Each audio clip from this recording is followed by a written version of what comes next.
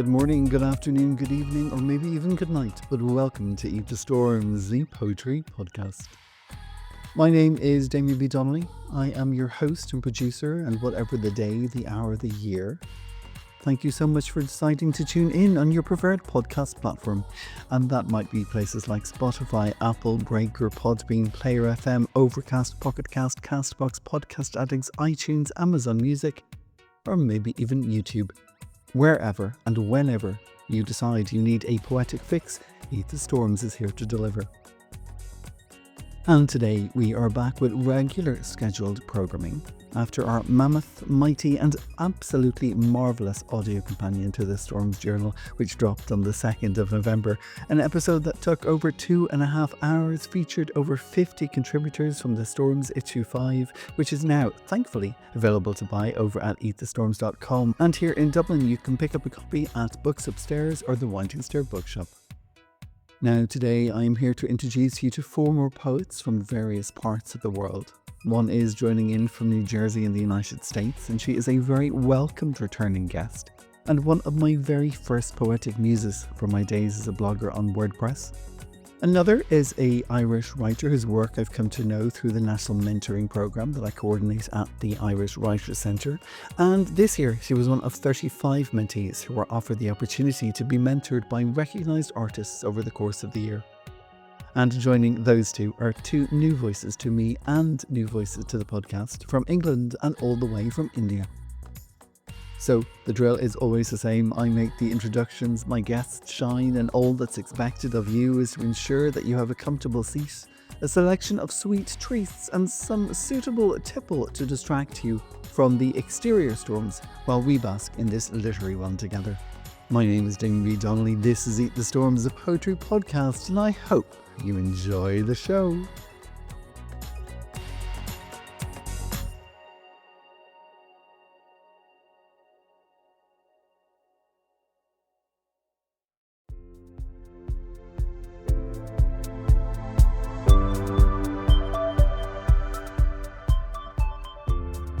And first up, it is wonderful to welcome back returning guests to Eat the Storms. And as I said in the very first episode, this season of Eat the Storms is all about celebrating the community we started with while embracing new voices along the way. So this guest is a muse that first stole my attention with her Monday morning musings over on WordPress. And along with Jane Doherty from England but living in France, who was beautifully enticing us to explore our poetic form, and our dearly departed but still much loved Sarah Connor. We all giggled all the way through the years and all the way through every one of my moves from country to country. And so, let's settle down in New Jersey in the United States, where this writer, who has been published in journals and anthologies around the world, including Black Bow Poetry, Acropolis, Anti-Heroin Chic, The Broken Spine, Frazzled Lit, and of course The Storms. In 2022, her debut full-length collection, River Ghosts, was published by Nightingale and Sparrow Press, and it was Black Bow Poetry's December 2022 Book of the Month. This year, her second full collection, Held Inside the Folds of Time, was published by Jane's Studio Press, and today I'm delighted that we're going to hear poems from that new collection, but it's all about to kick off with a storm. I am absolutely thrilled to welcome back Pushcart Prize nominee and Best of the Net nominee, Merril D. Smith. Hello, Damien and listeners. This is Merril D. Smith coming to you from southern New Jersey. I'm going to start with a nostalgic flashback to the first Storms edition, where I have a poem called Solar Storm. You are a solar storm. Flares shoot from your eyes. Your hair, a golden corona, electric and alive, almost hissing like Medusa's snakes. Could we bottle your energy, we'd power the world until you slept, and then I'd sleep too, holding you close, satellite to your star, warmed by your glow.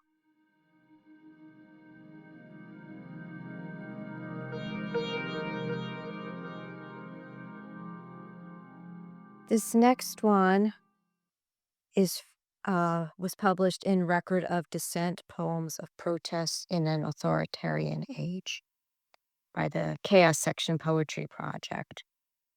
And it's called Emerging from the Penumbra. In scant light, slant light, shadows stroll above the bones unseen, remains of scattered, shattered lives. Glory, hallelujah, we used to sing. Was this then, or is this now?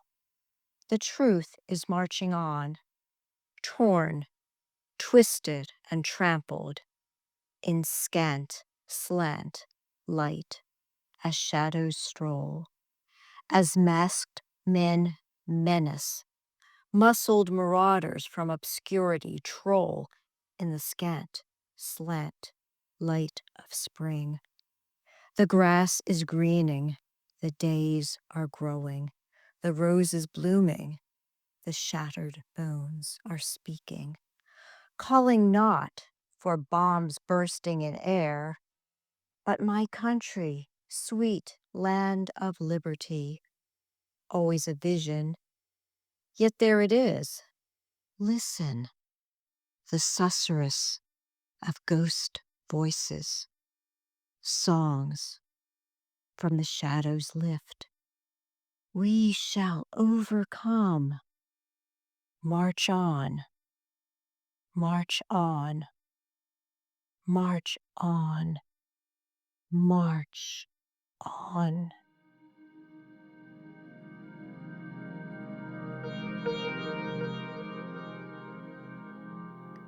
And the rest of the poems come from my new collection, Held Inside the Folds of Time. The first poem is The Hiccups of Stars.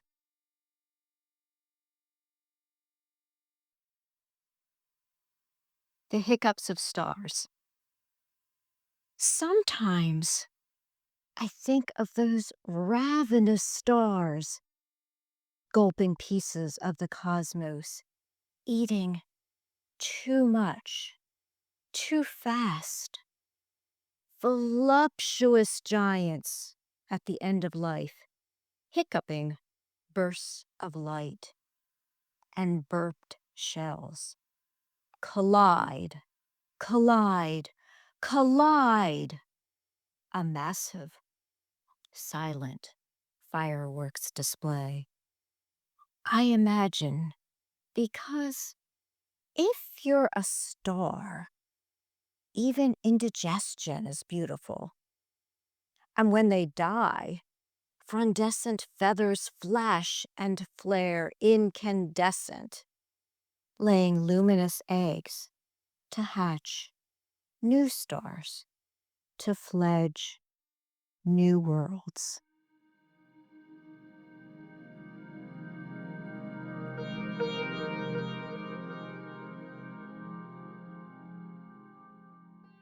This next poem is called Echoes from Bone.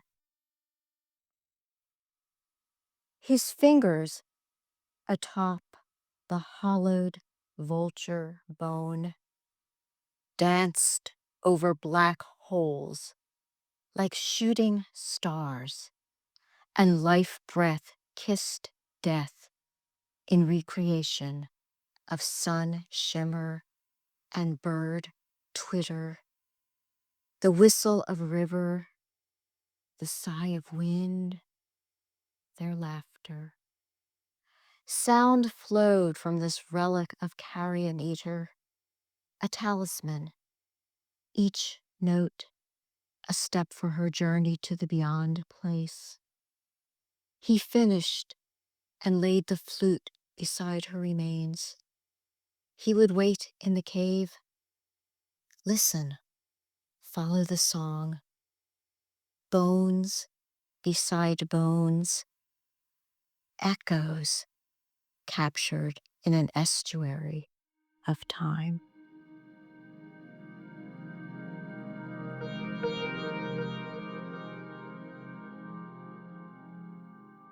This final poem is called All and After. The radiophysicist's voice is an invisible wave I surf, trying not to get pulled under. In a riptide, I float. As he speaks of particles, the unseen, the unknown, the existence of non-existence all around, dark matter. I swallow a gram in my coffee. Dark energy holds us together. We float, and we ourselves are spinning particles, tiny universes that light passes through, so that we glow though we can't see it, nor feel the shift in gravity as infinitesimal black holes whiz by. But I think of the prospect, extent other worlds, the one where you still live, in a hidden valley of improbable possibility, separated from me by a dimensional barrier. Your outstretched hand, floating, never, but almost touching mine. Thank you so much.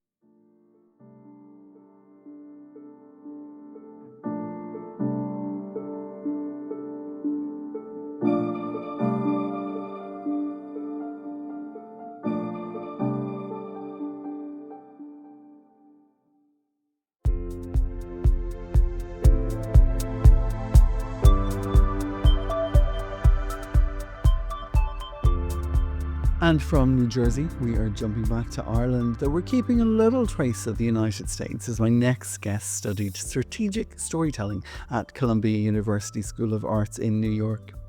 She is a writer of poetry and prose with a master's in philosophy and creative writing from Trinity College, a two-time Arts Council recipient of the Your Voice Matters Award, and as I mentioned at the top of the show, this year she became a mentee in the Irish Writers' Centre's National Mentoring Programme. Her work reckons with the myths we are handed about romance, worthiness, womanhood, and is an active reclamation of voice, space, and sovereignty. This year, she published her first book of poetry, and today I'm delighted to say that she'll be sharing some poems from that collection. This is Trisha Norton. Fireflies by Trisha Norton. The blaze. Knowing you, loving you, opened me. The thaw.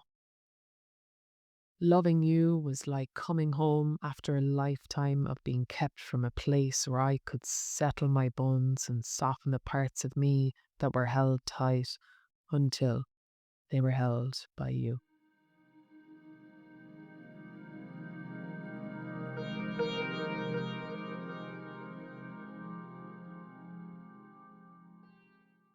Joy. Someday we will meet, and we will sit on that terrace together and share a glass of something that goes with the sun and laugh at how seriously we took it all, knowing our luck at how rare it was to be so deeply touched by another.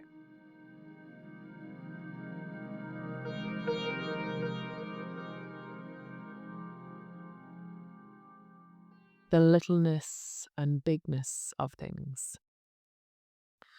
I did not know of anything then, but of the bigness of things and the littleness of me, and how big things could not be held in little things, and how heavy big things felt, and how hard it was for someone who was so little to carry something so big, all by herself.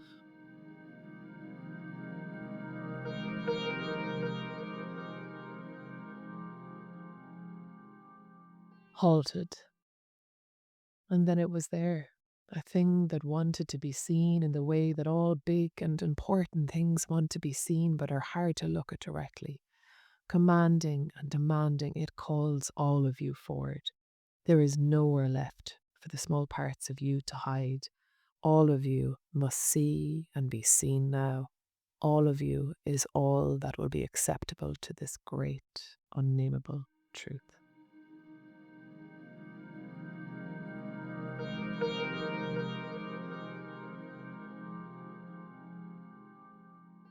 Open beds. I am all ripped up by you, a garden thrown open, strewn with untethered roots. The disturbed soil lays bare the wreckage of the past.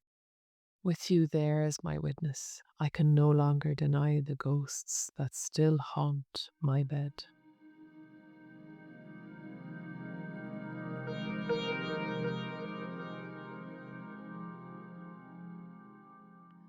Licked and sealed.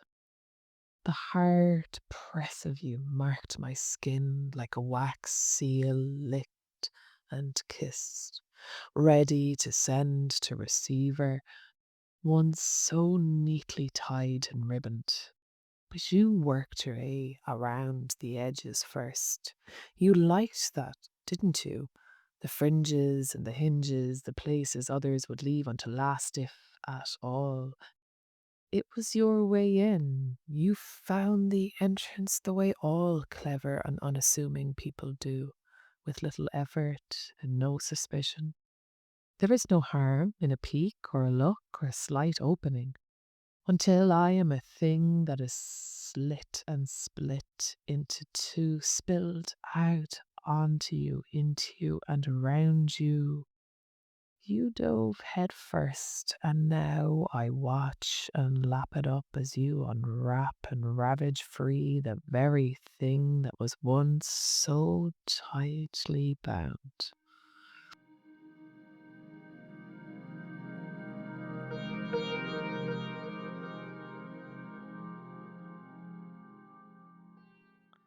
Master Hunter, behind all of your niceties lies a blanket of dark, the one that you follow when you are on the hunt for another body to claim. That underbelly of desire rises up from the depths. Then it is that part that takes hold, and the one who loved me gently fades somewhere violently into the silent and untouchable past.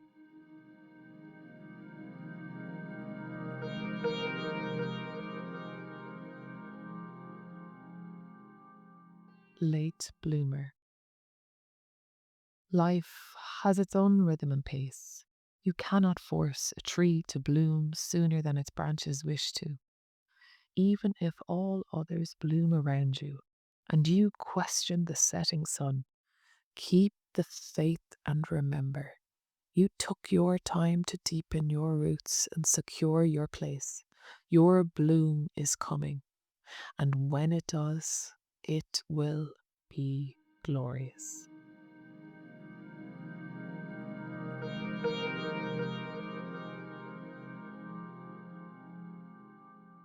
My body. I always held the lantern facing outwards, expecting to find a land I could call my own. So I wandered this earth, hungry and desperate, staking claims to sandcastles and shores that were soon washed clear.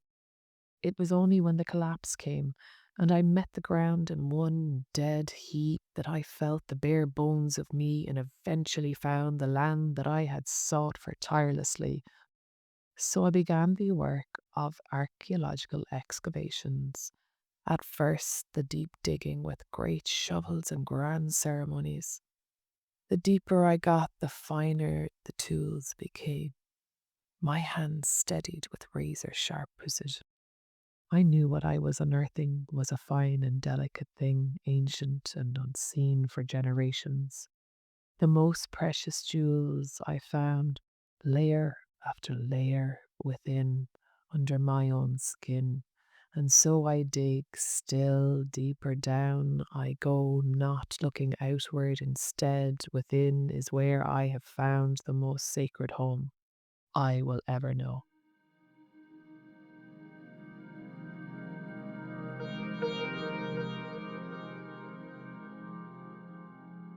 The pen.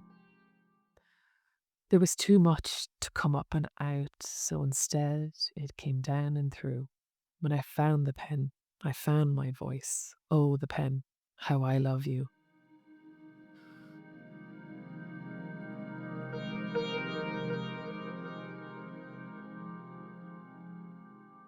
West Cork, a dark mystic, you beckoned me to your land, a beacon when there was little light.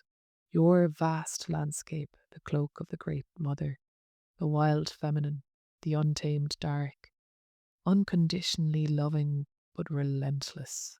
She seeks only to set you free. When she says it is time to go, you have no choice but to leave, release, die, be reborn, be pushed from the nest for first flight.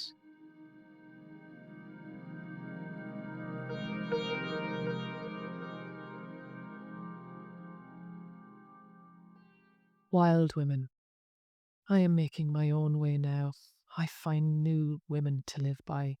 Women who run wild and free, women who choose freedom and autonomy, women who run pleasure through their veins, women who feast on the banquet of life and come back for more, women who express the truest words they can find and keep digging for more, women who use the word no, women who include themselves, women who wear extravagant clothes and diamond rings, women who don't need a reason to treat themselves lovingly, women who know that they are the prize, women who have come to know that they are the center of the whole fucking universe and dance with that knowing between their hips.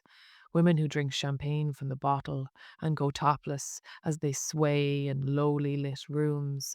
Women who swim naked in the sea and huddle around fires sharing stories because they can and life calls it from them. Women who create words and worlds with the gift of their imagination because the whole place shines when they do. Women who beat the earth bare fist when they grieve, who rip the soil up from underneath them, spit and hiss until the tears have run dry.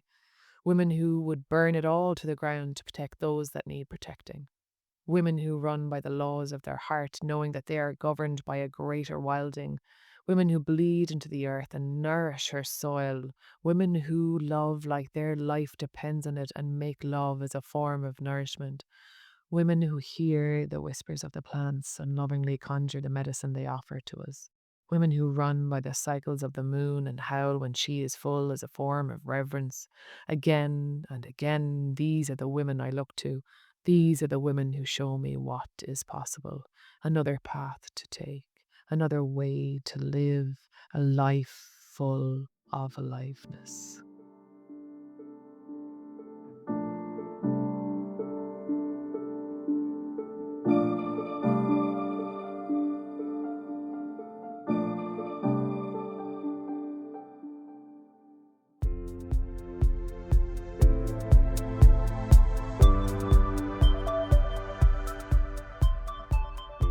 Next up, we have a London-based writer who's been published in Mandarin since the age of 15 and has an MBA in Media and Communications and a BA in English Literature.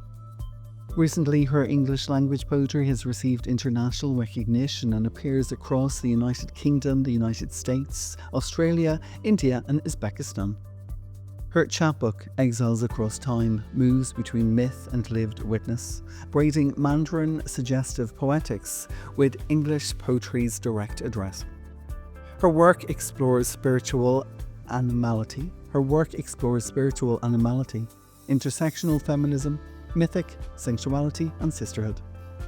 Taking a break from working on her debut literary fiction novel set against political unrest and emotional reconstruction, I am delighted to welcome to Eat the Storms with two poems holding a message of endurance and witness.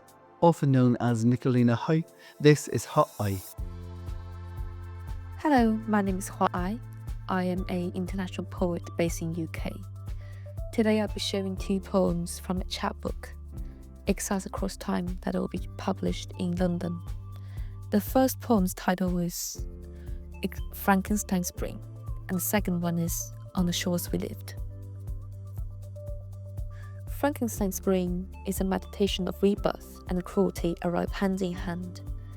It imagines spring not only as a season of life and awakening, but also as one of betrayal, predation, and social inequality. Creation and destruction happen in the same breath. Flower bloom as lives are crushed, and joy is laced with violence. The message I want to deliver is that renewal is never innocent. Every resurrection carries a shadow, and we must look at who is allowed to survive, and who, what, and why is devoured in the process. On the Shores We Lived turns into the Balkan history, tracing memories across rivers, bombarded cities, and fractured migrations. It mourns the lives uprooted by war, deportation, and trafficking, yet insists on gathering scattered bones and voices into a common shoreline beyond borders. The poem bears witness to survival, but also to the cost of displacements and the silence imposed by empire. My aim is to remind us that exile is not just personal, but collective, and that even the scattering memory bring us back together. Together, the two poems speak of rupture and endurance. One shows how beauty can be inseparable from violence. The other shows how history carves absence, but leaves us the duty of remembrance. First poem, Frankenstein Spring. Ice breaks its winter silence. Monstrous knuckles march towards April. Swallows cut returning paths through the soaring sky. Green spills from Earth's black mouth. My body mirrors her waking. Sun finds fur that survives December. Night releases its long grip. Life rushes. Frogs hunt through the water. Moss climbs wet stones. Death keep pace. Butterfly wings severed mid-flight. Their neck snapped in wolf teeth. Beggars crushed beneath Mayfair hills. Daffodils breach through the bone and gold. The jungle drums who devours whom, while laborers stitch back the light. Winter's feather break forgotten. I offered my body to solstice, bound lovers to Venus, across the frozen dome.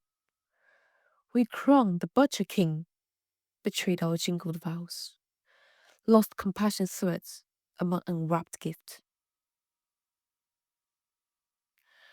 Sparks swell and quicken, piercing heaven's mid-brain. How fast we forget the stars that cross the endless dark, calling Singh as birds cry when a newborn twitched awake. Beneath earth's burial clothes, first blood crows. Juvenile Frankenstein staring. He craved the corpse flower thrust, its blade sliding through the warlord's nerveless tendon. Dawn strips seeds from shell. Earth unwinds her perfect clock. Not a second more, not a day less. Water returns to water. In blue luminescence, snow guards the elder's splintered mouth. Youth burrow the cleft marsh. Promises of vacant spring. And I reel alone.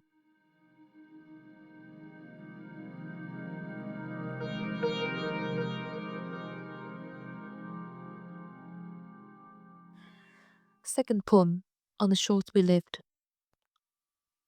In woods where history hangs itself, lemons trail skulls along the Melchuk. Each a foreign season, each already split. Collapsed libraries, Latin bridge. The Sava steers back, Sarajevo's want. How far will hunger drive a body over borders? Waves return with the condemned feathers. Seagulls marshal the water that swallowed my first home. I kneel, ransacked. Only the dead did go at release. A half-burnt torch before cold icons. Spring winds rattle the vault racks. Contemplating peace, never ours. Steamboat holes, fish ribs, Evidence against empires. History splits awake. I stand in the after bombardment shiver. Water carries us, merciless as government, to show that refuse our names. Certainty comes like midnight deportation. Movement snacks, snapped by yellow borders. Our homeland's twilight falls down our tongues.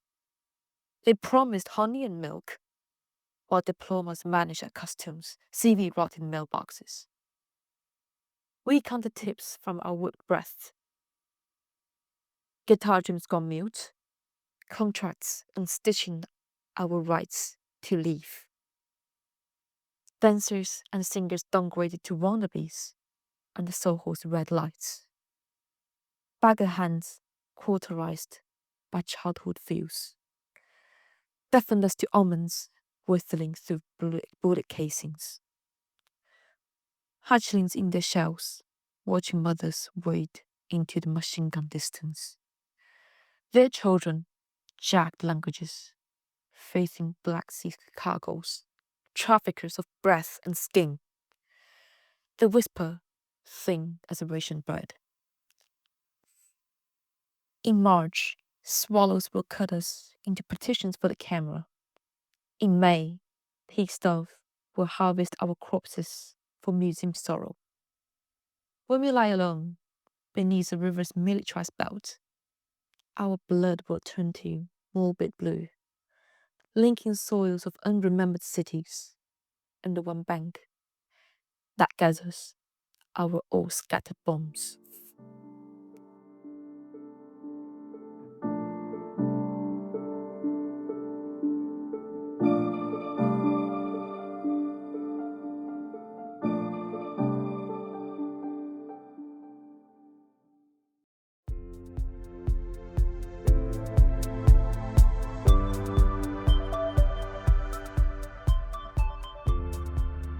And for our last journey on Eat the Storms today, we are taking a trip a little further, and this time we are heading to Margarita, Assam, in India, for a teacher and budding poetess whose writings are a reflection on the everyday experiences.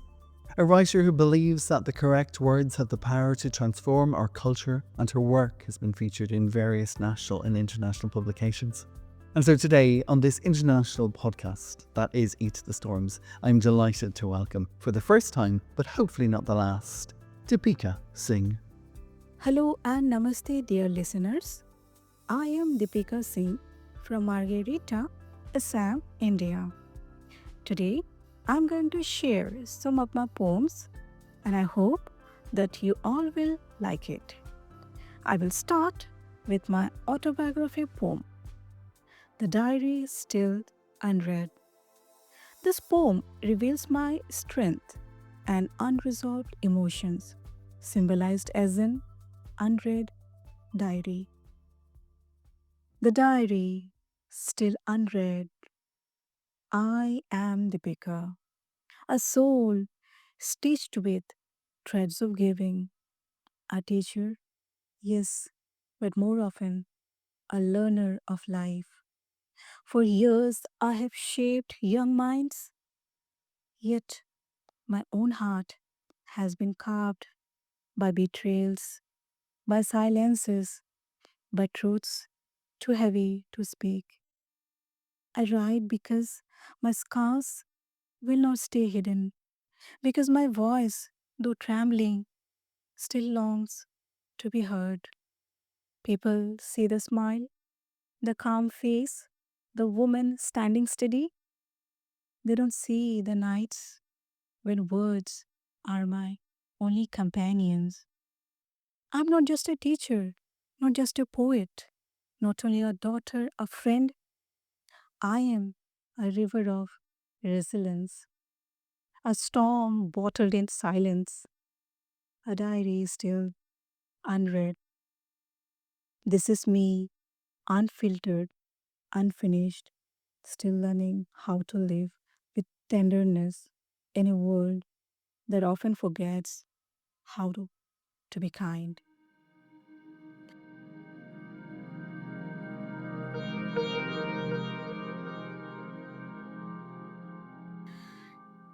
In India, we call our mother as Ma. The next poem I dedicate to all the mothers in this earth. And the title of my poem is My Crown, My Mother. Ma. Just three letters, yet a celestial hymn. You are my universe, my guardian angel. I have never seen God, but in you I behold the Supreme. Your tear filled eyes sing of battles bravely won. The lines upon your forehead whisper of the worries you bore for me. Your wrinkled hands are harvester of humanity. When I was drowning, sinking, you became my savior. Your presence is eternal peace, the rhythm of your lullabies, warding away my fears. Empty are the souls who once brought sorrow to your eyes, and they still wonder in the weight of their price. Your delicacy is exilic. You hold the soul of an ocean, the wisdom of endless books. You cleansed my mind, purified my body, poured knowledge like sacred rain. I am your reflection. Your legacy will be always with me.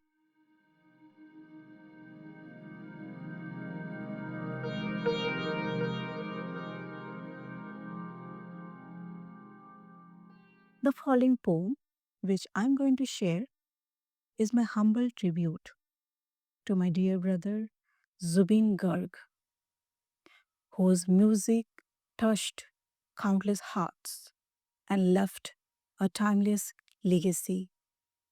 And the title is The Voice That Will Never Fade. My land weeps tonight, for its son of melody has gone beyond the horizon. The voice which echoed for ages has surrendered to time. Dear brother, your voice was not just a sound, it was river, forest, storm, and prayer, the cry of rebellion flowing through our veins like an eternal song. Your voice evoked our deepest emotions. Your each tune ignited a spark. You healed our scars with a voice of gold. Your songs will forever be our antidote. You painted shades for every mood. Your notes are hues of life, chorus of memories, a timeless tune etched in our hearts. You are our brimming pride, a timeless treasure. When you sang, our heart drifted away from darkness.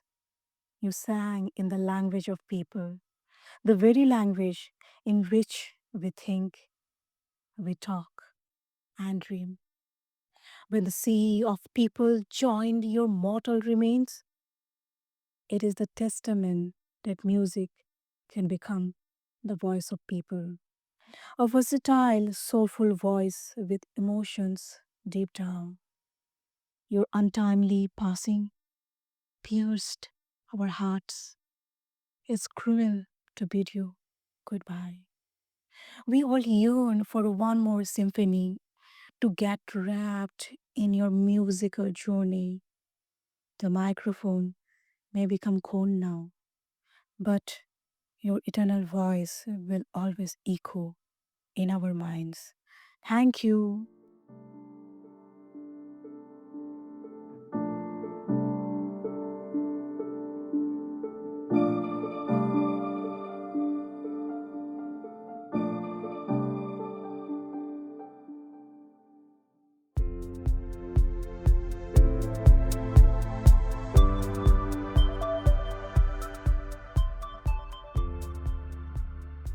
And so just before we leave you, I'm going to share 3 relatively short poems with you, and they are all rather hypnotical, time-past poems. And the first one is set in Paris at the end of the 1990s, and it appeared in the pamphlet I co-wrote with Eileen Dupore called In the Jitterfits of Neon, and it was published by the wonderful Hedgehog Poetry Press, who are finishing up next year. So a shout out to Mark Davidson, and thank you for setting me on the road on this poetic journey. This is called Promises Made at Lombard's. That haunting, that dance. We brushed soft shoe against hard surface. The pre-millennium stream of slow smoke, jazz notes under low lights down at Lombard's with its wine by the bottle, so that we swayed to those notes too complicated to catch hold of. We were saxophones, playing pink elephants between the Duke's darkness and the white lights of the blinding dawn. Prisoners to the poison, we stepped across that floor already haunted, devouring desire before it was kissed by the ghost we promised each other not to shake.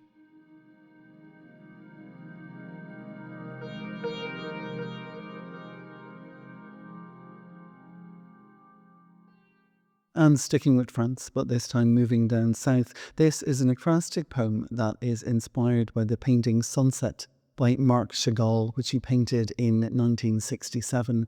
And this poem appeared in the Stony Thursday book this year. So a huge thank you to Victoria Kinnifick and the team at the Stony Thursday. Transition. They slipped south for a summer, coast instead of concrete. Woke to cold tile underfoot as the sun already burned its form easy onto the water, while she rubbed herself in rouge in a body that would never truly bleed. There were moments to be memories that could have been planted later, but he wasn't as hard as she wanted, and he found her edges still cut so far from the city. On that balcony of Avenue de Prado, he exhaled heavy streams of nicotine into the night air that seemed to capture them as displaced cloud. While she, again displaced, lay back on high and dreamed of bouquets rising from between her legs and erupting like fireworks over the burning sea.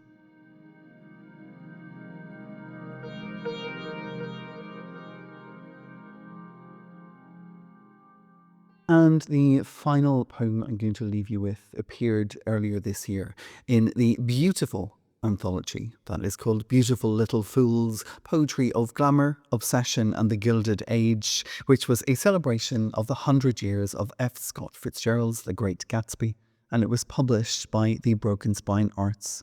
So a huge thank you to Alan Parry and Karen Pierce Gonzalez, who are the editors of this anthology. This is called Found on His Pages, and it is found words from The Great Gatsby. In the quiet darkness, cataracts of foam beyond the hot sands of his beach, Daisy hears nightingales, hopes for the freedom of fools as fenders spread like wings across the silver myrtle of the stars. Over the sand, the triangle of silver scales reflects a wafer of a moon, and in that moon-soaked wet night, Tom drinks in long, greedy swallows and returns later to a shady place, redolent of orchids and pleasant, cheerful snobbery. Before the final shot, Jay inhales the spot she had made lovely for him, knows it to be a lie. But on the final dive, a lie is not an escape, but a segue into a beautiful dream.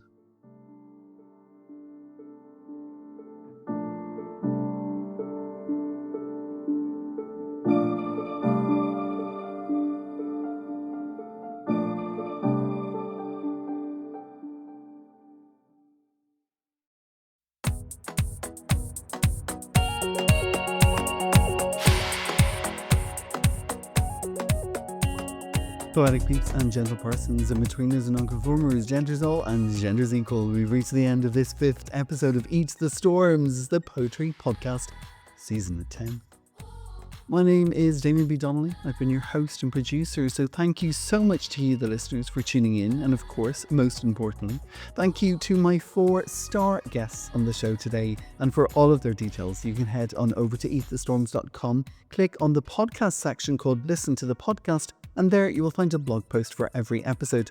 And in that blog post, you will find social media handles, bios, websites, and links so you can find, follow, and be their complete and utter fans. And while you're over at eatthestorms.com, you can also pick up a copy of the latest issue of The Storms, issue 5, the Journal of Poetry, Prose and Visual Arts that we launched at the beginning of this month. And a shout out to my sensational sidekick, the brilliant sub-editor for this issue, Rona Green. It has been a fantastic adventure from start to finish, and I'd also like to extend a huge congratulations to the 89 star Stormers who joined myself and Rona this year to put this sensational issue together. Now, I'd also like to say a shout out and huge congratulations to Christina Henneman on the launch of her debut full poetry collection Birthmark, which was published by Shearsman Press, and I was honoured to be the compere for the launch, which took place last night on Saturday the 15th of November at the wonderful Winding Stair Bookshop here in Dublin. Christina and I were joined by 2 fantastic poets, Alicia Byrne-Keane, who you've heard before on the podcast, as she was one of our star stormers for our Dublin issue last year, and Derval Tubridy. And you can head on over to ChristinaHenneman.com, that is ChristinAHenneman, for full details on where to publish the collection. And don't forget that Christmas is coming, and a poetry collection or even a journal of poetry, prose and visual arts is the ideal stocking filler. And just like your pets, those collections are not just for Christmas, but they are for life. And with that, it's time to say goodbye. My name is Damien B. Donnelly. This has been Eat the Storms, a poetry podcast coming to you on platforms like Spotify, Apple, Breaker, Podbean, Player FM, Overcast, Pocket Cast, Castbox, Podcast Addicts, iTunes, Amazon Music, and YouTube. We will be back with you again next week with 4 more voices here on the podcast. And until then, do your best to avoid the atrocious weather by staying indoors with only these literary storms to keep you company. Don't make unnecessary journeys. Please stay away from the water. And of course, as always, stay bloody poetic.